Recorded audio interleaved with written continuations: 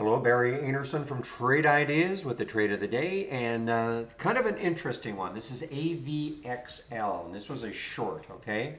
So AVXL came up with some news pre-market, and you can see, hopefully you can see this on your screen. This got up to 1692, so it closed around here, around 12, 13, got all the way up to 1692, and they had it was supposed to be late stage results, etc. But then those of you, and I'm probably going to butcher his name, but Adam Feuerstein or Adam Feuerstein, he's been around forever, and he comments on biostocks and all that, and he didn't call it out and out fraud, but he basically said these results, I don't believe. It basically said that, okay, and look what happened. I mean, this stock came all the way back down here. It popped up again. This is all pre-market, okay? Anyway, the bottom line is it did come into my 10-day daily breakdown, the one of the scans I'm sharing. But I actually took this trade just under 12. It just seemed to be, it's the momentum, the downward momentum was just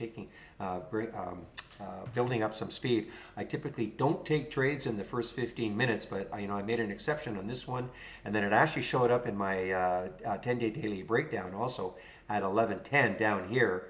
But look what it got to.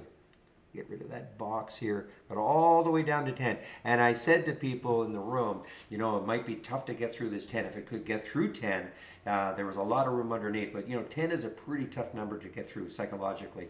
So I covered when it started moving up. But what a great start to the day on this short.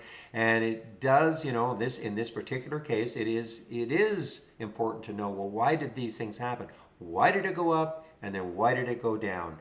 Now, who knows where it's going from here? I'm sure the company will come out and maybe refute the tweet that Adam put out, but at this point, it doesn't really matter to me. The big move was made, and a lot in the trading room took advantage of it. All right, I want to get back into the room. So if you have any questions for me, this is the email address you can use.